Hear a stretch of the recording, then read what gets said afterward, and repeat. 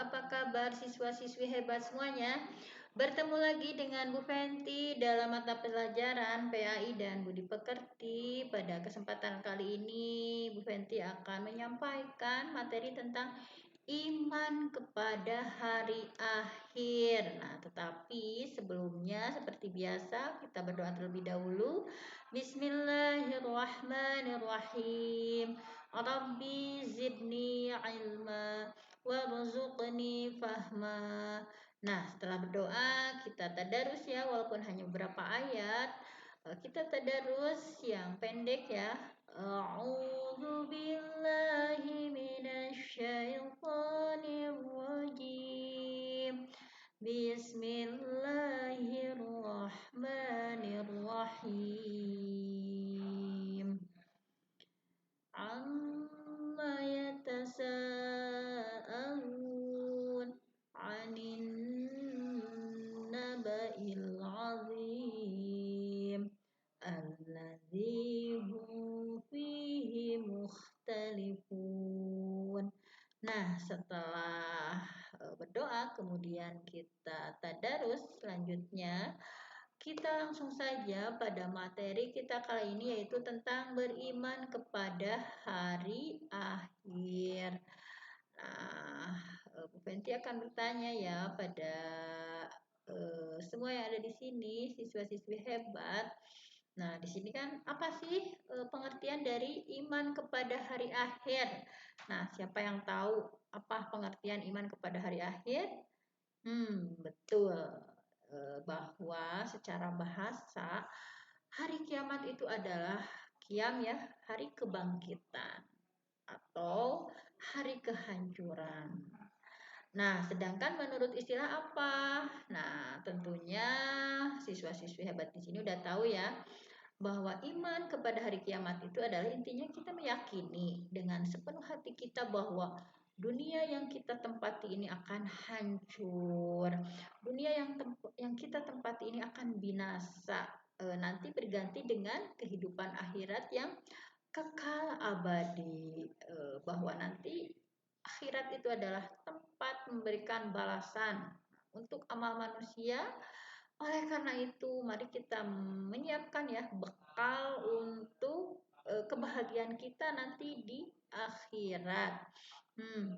Selanjutnya kita akan lanjutkan ya nama lainnya. Sebetulnya dalam ensiklopedia Islam ya disebutkan bahwa nama lain dari hari akhir itu sangat banyak sekali. Nah, ada sampai 31.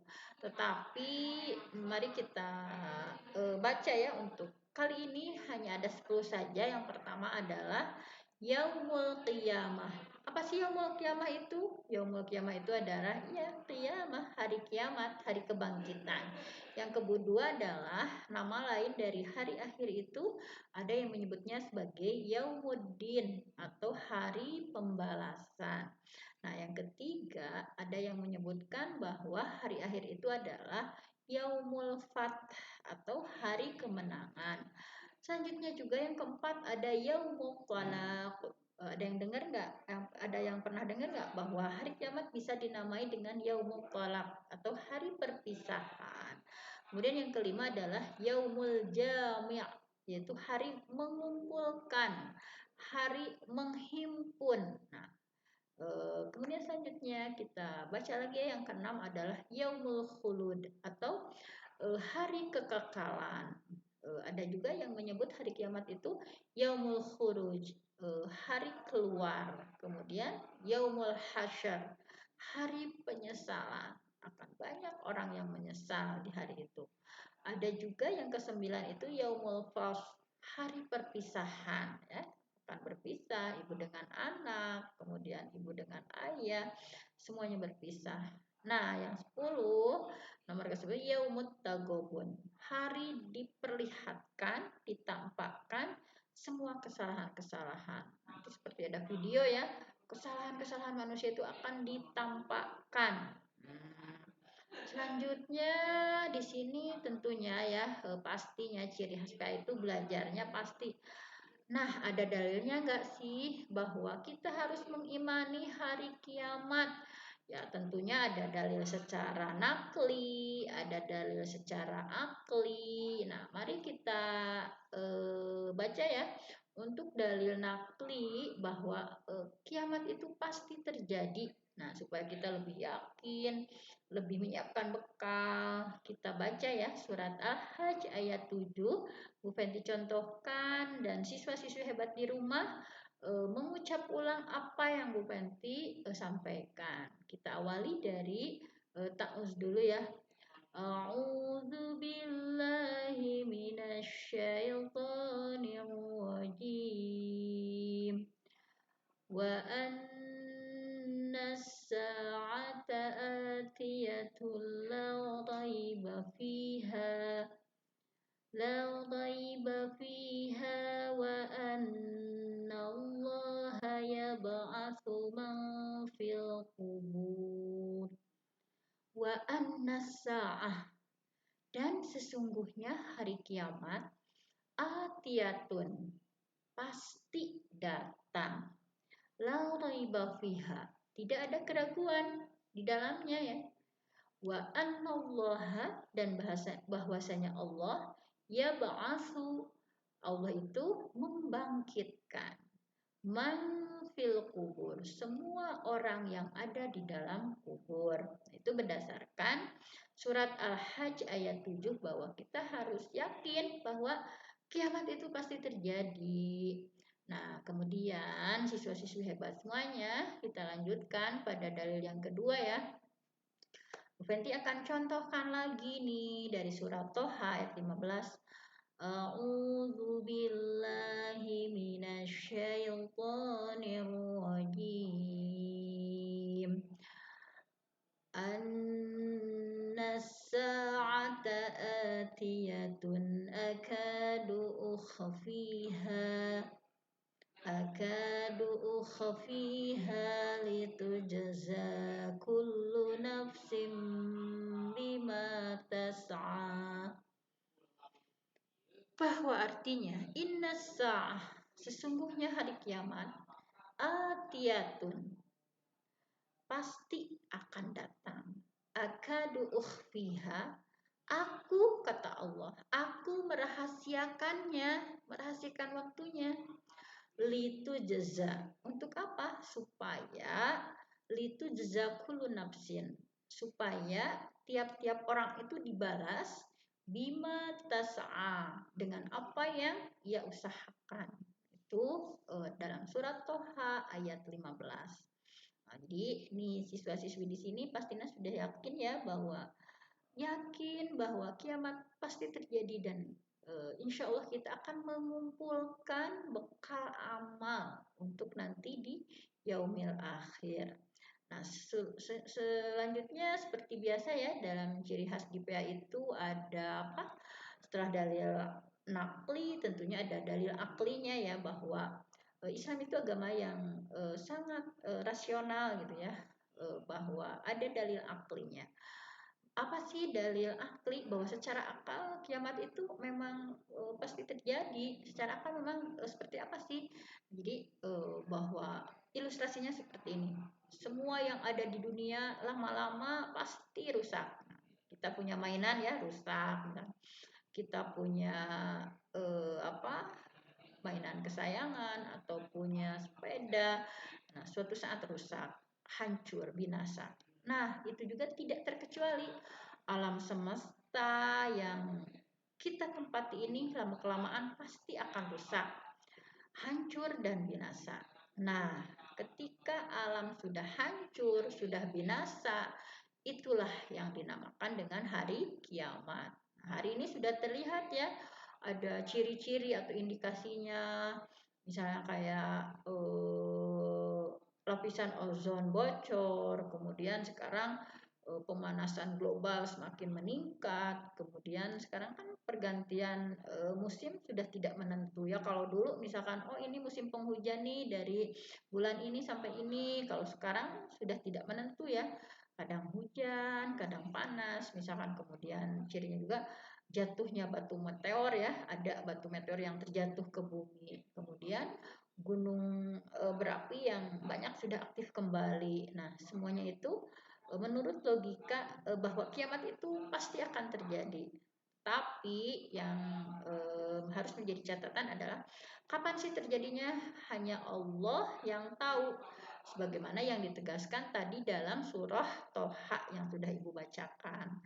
Nah, selanjutnya kita akan mempelajari lagi. Di sini ada macam-macamnya, bahwa kiamat itu dibagi menjadi dua ya. Yang pertama itu ada yang namanya kiamah sugro. Yang kedua adalah kiamah kubro. Nah, kiamah sugro itu kan artinya kecil ya, jadi kiamat kecil. Jadi hanya sebagian saja dari alam semesta ini yang hancur. Misalnya apa sih contoh kiamat sugro? Misalnya kayak sekarang ada banyak gempa bumi, kemudian seseorang meninggal ya, subhanallah, dalam masa Covid ini banyak sekali yang dicabut oleh Allah ya. Kematian sangat banyak setiap hari dalam pengumuman itu, subhanallah. Kemudian kayak contohnya kiamat sugro itu tsunami misalkan. Nah, sekarang yang kedua adalah kiamat kubro. Nah, siapa nih yang bisa ngasih contoh? Apa sih contoh dari kiamat kubro ini? Nah, kalau kiamat kubro ini ya, jadi kan hancur, musnah seluruh alam semesta. Jadi eh, pastinya ya nanti akan digambarkan misalnya kayak gunung-gunung berterbangan, misalkan hancur lebur semuanya, kemudian perut bumi mengeluarkan apa yang ada dalam isinya, semuanya hancur, musnah seluruh alam semesta. Itulah namanya dari kiamah kubro. Nah, selanjutnya siswa-siswi hebat, kita akan lanjutkan nih, bagaimana sih peristiwa kiamat kubro itu, dari rangkaiannya seperti apa, perjalanan panjangnya seperti apa. Nah, yang pertama misalnya si A nih atau seseorang meninggal dunia. Nah, kemudian setelah meninggal dunia ya, dia meninggalkan dunia yang selama ini dia tempati. Kemudian setelah meninggal pastinya dia tinggal di alam barzah. Di alam barzah itu akan ditanya ya oleh malaikat munkar, malaikat nakir. Misalkan salah satu pertanyaannya, marrobuk, misalkan siapa Tuhanmu. Kemudian man nabiyuk, siapa nabimu. Nah, bagi orang-orang yang tidak mempercayai adanya hari kiamat, mereka akan la aderi, aku tidak tahu, misalnya kayak sama malaikat di itu ya, sama pentungan itu, man rabbuk, la adri, aku tidak tahu. Kemudian sama malaikat di pentung lagi misalnya. Nah, ya, kita berlindung pada Allah dari siksa kubur, tapi kita mohon pada Allah supaya mendapatkan nikmat kubur. Jadi, nah, di alam barzah ini manusia menunggu ya, menunggu kiamat dengan ditemani apa, amalnya ya, amal soleh yang kita lakukan di dunia, sholat kita, sedekah kita, misalkan, terus tilawah kita, misalkan, pokoknya amal-amal soleh yang seharusnya kita kumpulkan pada saat sekarang. Nah, kemudian setelah dari alam barzah, nah tiba-tiba kan nanti suatu saat di hari kiamat itu malaikat Israfil akan meniup sangkakala, misalnya misalnya seperti itu. Itu tiupan pertama. Maka dalam surat Az-Zalzalah disampaikan, idza zulzilatil ardu zilzalaha, idza zulzilatil ardu, apabila bumi berguncang, zilzalaha, dengan guncangan yang sangat dahsyat, wa akhrajatil ardu athqalaha, dan bumi mengeluarkan apa yang ada dalam beban berat yang ada dalam perutnya. Nauzubillah ya Allah, supaya kita terlindung dari dengan amal kita. Nah, kemudian gunung-gunung meletus, bayangkan ya hari kiamat itu gunung-gunung meletus mengeluarkan larva ya, seperti bulu-bulu yang berterbangan, seperti dalam surat Al-Qari'ah ya, yauma takunul jibal, bahwa pada hari itu gunung-gunung kal ihnil manfush, seperti larva-larva atau bulu-bulu yang berhamburan. Bayangkan gunung yang sebesar itu ya bisa seperti larva-larva yang berhamburan. Kemudian setelah hari kiamat terjadi, apa sih yang selanjutnya terjadi? Nah, Siswa-siswa hebat semuanya. Selanjutnya yang terjadi adalah adanya yaumul ba'ats. Yaumul ba'ats itu adalah hari kebangkitan. Jadi tadi ini tiupan pertama dari malaikat Israfil, kemudian malaikat Israfil meniup sangkakala yang kedua. Ya, petoret. Nah, kita bayangkan. Kemudian apa yang terjadi? Dunia hancur, rata ya, berubah menjadi alam akhirat.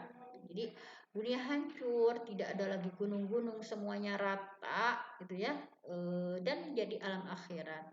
Kemudian manusia tadi ba'as, dibangkitkan dari alam barzah dengan bentuknya yang macam-macam ya, sesuai amal perbuatannya. Nah, dalam surat Az-Zalzalah kan di sana gitu, yauma, dalam surat Az-Zalzalah itu ashtatan, intinya ashtatan liyurau a'malahum. Jadi manusia itu dibangkitkan dalam keadaan yang berkelompok-kelompok, bermacam-macam, sesuai liyurau a'malahum, untuk melihat amal perbuatannya. Contohnya misalkan ada yang dibangkitkan tanpa tangan, tanpa kaki, misalnya ada yang dibangkitkannya misalnya dengan apa, tanpa ada lidah, misalkan tanpa ada yang seperti babi gitu ya, dibangkitkannya mukanya seperti babi, misalkan ada yang dibangkitkannya jungkir gitu ya, terbalik, misalkan kepala di bawah. Itu sesuai dengan amal-amalnya. Selanjutnya kita akan lanjutkan apa sih yang terjadi setelah yaumul ba'ats. Nah, setelah yaumul ba'ats itu yang terjadi adalah yaumul mahsyar. Nah, ini yaumul mahsyar ya, bahwa yaum itu hari mahsyar itu dikumpulkan. Artinya apa? Hari dikumpulkannya manusia di padang mahsyar untuk mempertanggungjawabkan seluruh amalan kita. Bahwa dalam surat Al-Kahfi ya disampaikan, kita manusia akan mempertanggungjawabkan seluruh amal ketika di padang mahsyar ini. Nah, sebelum dimintai pertanggungjawaban tentunya ya ada, mereka akan menerima catatan amal, baik ada yang menerima catatan dari sebelah kanan atau sebelah kiri. Kita memohon kepada Allah supaya kita termasuk yang menerima catatan amal dari sebelah kanan. Nah, jadi di padang mahsyar itu ada yang meriwayatkan manusia itu akan ribuan tahun berdiri ya, menunggu pengadilan Allah. Nah, kalau kita kan di dunia usia itu kalau dalam hadis hanya baina sittin wa sab'in. Usia manusia itu hanya 60 tahun, 70 tahun, tapi nanti di yaumil mahsyar kita itu akan menunggu ratusan tahun. Ada yang menyebutkan 500 tahun ya, kita akan berdiri tegak menunggu pengadilan Allah. Nah, dengan matahari hanya 1 mil dari kita, ada yang itu ya oleh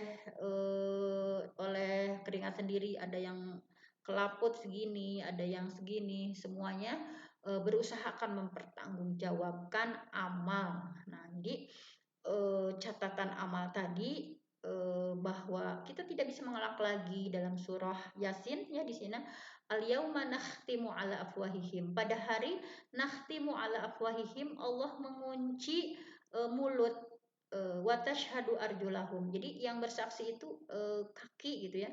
Mulut dikunci, hanya yang bersaksi itu tangan ya, bi aidihim wa tashhadu arjuluhum. Dan yang bersaksi itu kaki gitu ya, bima kanu yaksibun, dari apa yang sudah kita lakukan. Makanya mari kita berbenah ya sebelum datang kematian. Misalkan kita masih diberi kesempatan oleh Allah bahwa nanti ketika al-yauma nakhtimu ala afwahihim, ketika mulut kita dikunci, hanya tangan dan kaki yang akan berbicara apa yang sudah kita lakukan. Kemudian selanjutnya adalah ada yaumul mizan.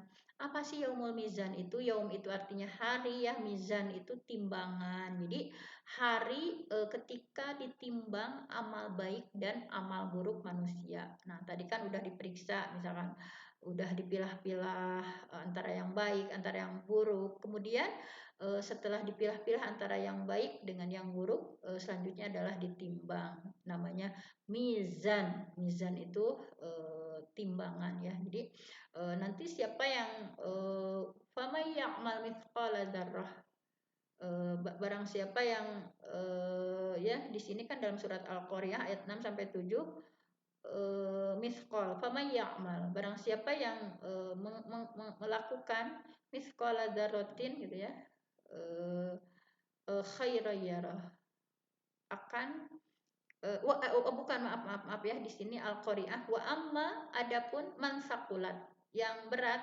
mawazinu, timbangan amalnya, fahuwa fi 'aisyatin, maka dia akan merasa puas, radiyah, nanti akan merasa puas, kemudian penuh ridho Allah ya, akan mendapatkan surga.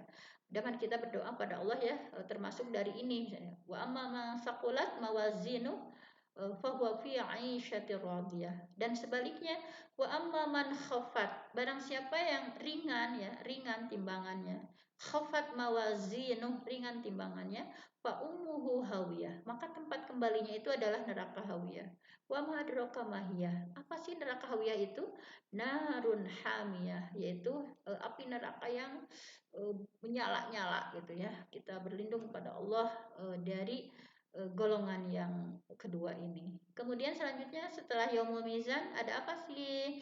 Nah, selanjutnya kita akan melakukan perjalanan panjang. Bayangkan ya oleh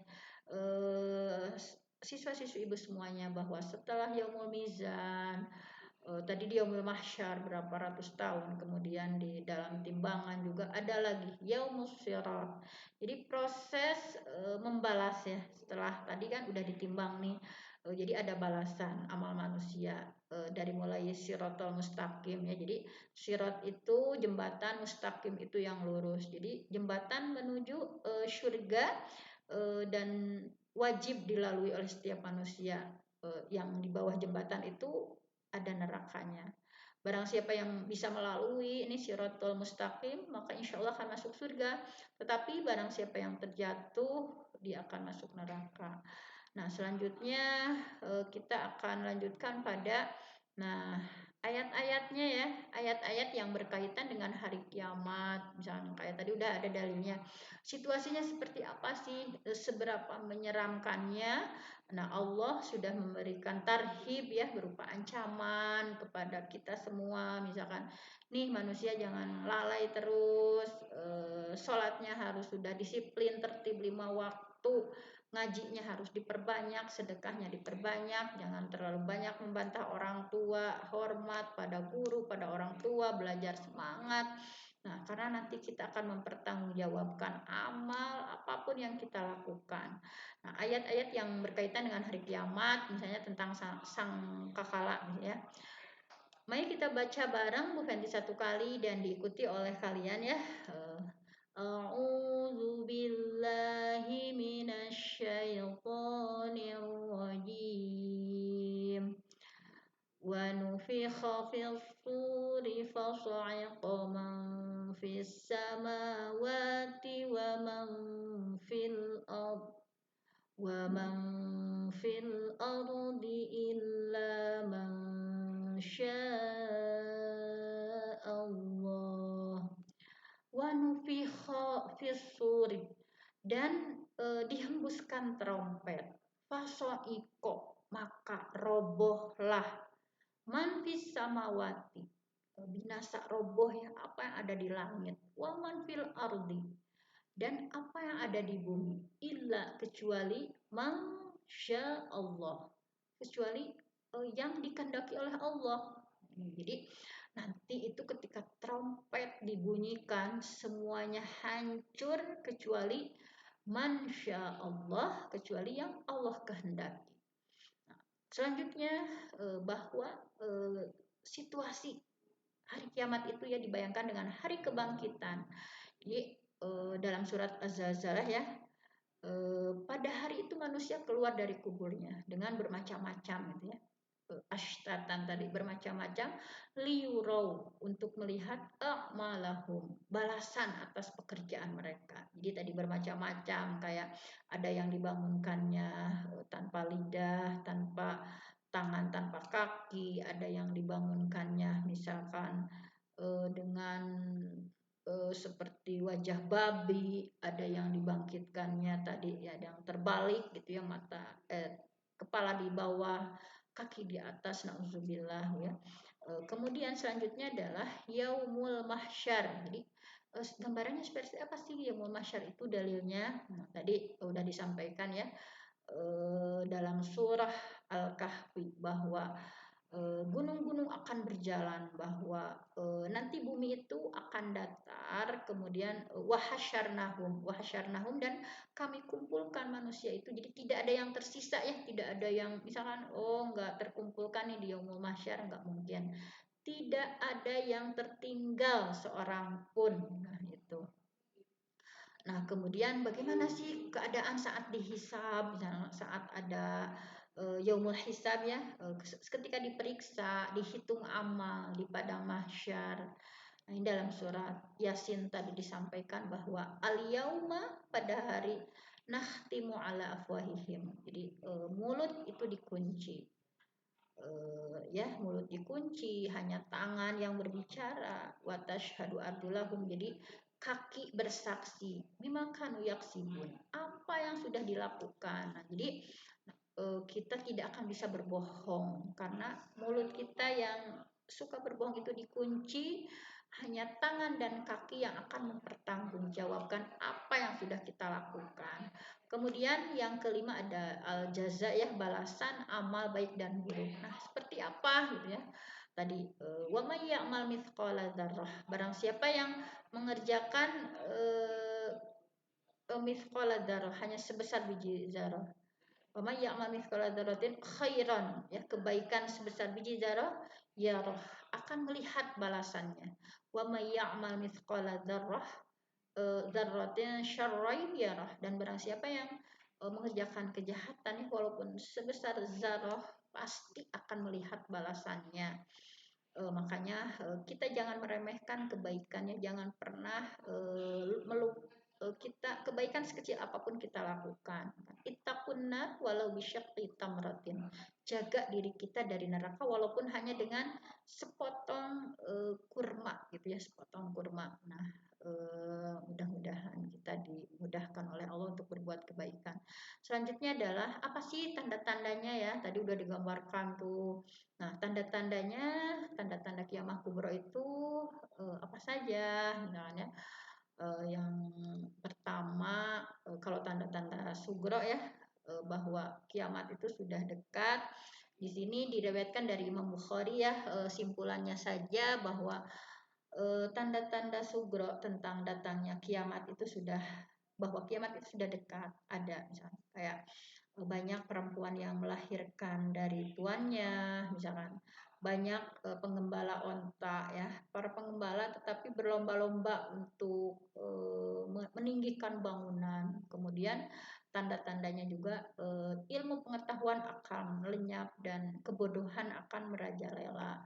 Kemudian banyak ya yang minum khamar, kemudian ada perzinahan terjadi di mana-mana secara terang-terangan.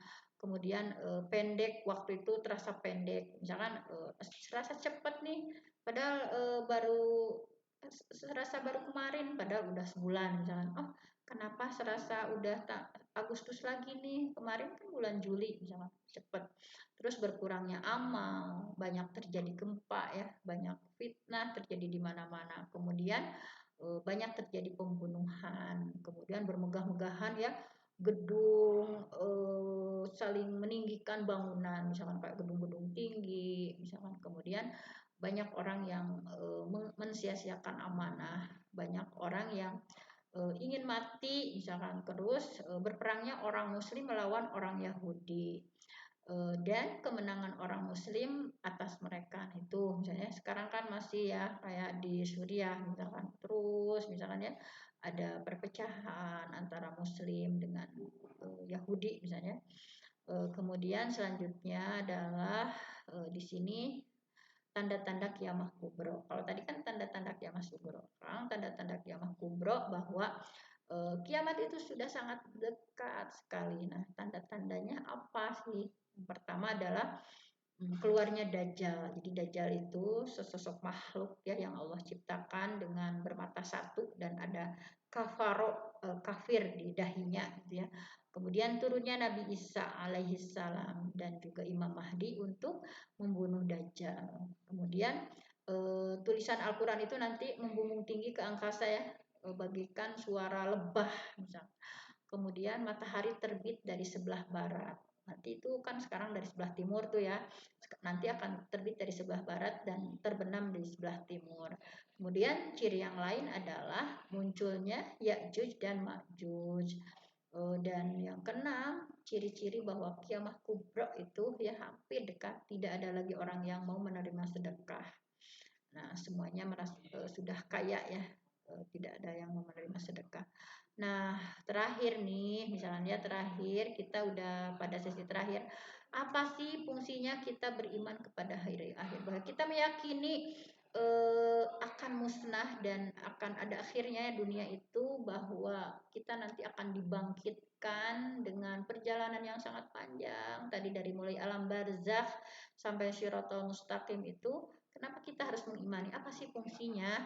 Nah, siswa-siswi hebat semuanya, di antara fungsinya adalah yang pertama, lebih mendekatkan diri pada Allah. Kita akan lebih dekat, ya Allah, misalkan bahwa kita berlindung dari tadi banyak hal ya yang sangat menakutkan. Nah, kita mendekatkan diri pada Allah. Kemudian juga memotivasi kita untuk berperilaku baik, bahwa satu ucapan yang kita lakukan, satu perbuatan yang kita perbuat itu akan dipertanggungjawabkan ya. Sekecil apapun kebaikan, sekecil apapun keburukan akan ada balasannya. Kemudian berani dalam membela kebenaran. Jadi bahwa ini benar dan juga rela berkorban. Kemudian mengendalikan diri dari berbuat sesuatu yang Allah benci. Misalkan Allah sudah melarang ya. Allah melarang misalkan untuk memutuskan silaturahmi, misalkan karena kita takut ya nanti misalkan la yadkhulul jannah, tidak akan masuk surga orang yang memutuskan tali silaturahmi, maka kita mengendalikan diri dari sesuatu yang Allah benci. Misalkan banyak Allah misalkan ya membenci sesuatu misalkan. Nah, kita dengan ingat nih bahwa oh nanti di hari kiamat kita akan dipertanggungjawabkan, sehingga ketika kita akan melakukan hal yang dilarang Allah, maka kita ada pengendalian diri. Kemudian hikmah yang terakhir atau fungsi yang terakhir adalah senantiasa meminta ampunan atau istighfar pada Allah, bahwa ketika manusia itu kan pasti berbuat salah, kemudian kita istighfar ya untuk supaya terhapus kesalahan kita, memperbanyak astagfirullah, astagfirullah ya Allah, aku sudah melakukan kesalahan hari ini, astagfirullah ya Allah, aku meminta ampun untuk kesalahanku hari ini, misalkan ya seperti itu. Baik, siswa-siswi hebat, di sini sudah selesai ya Bu Penti menyampaikan materi tentang iman kepada hari kiamat. Mudah-mudahan siswa-siswi hebat walaupun belajar di rumah tetap semangat. Bu Penti akan ngecek nih, mana semangatmu? Ini semangatku. Mana suaramu? Ini suaraku. Semuanya pada semangat ya. Kita masih ingat kan tepuk semangat yang biasa kita lakukan? Tepuk semangat, semangat, semangat. Nah, terima kasih atas perhatian dari siswa-siswi hebat semuanya. Bu Fenti mohon izin dan mohon maaf atas berbagai kesalahan ya yang disampaikan. Mudah-mudahan untuk pertemuan berikutnya siswa-siswi hebat di sini sudah membaca ya untuk pertemuan berikutnya apa sih materinya. Wassalamualaikum warahmatullahi wabarakatuh.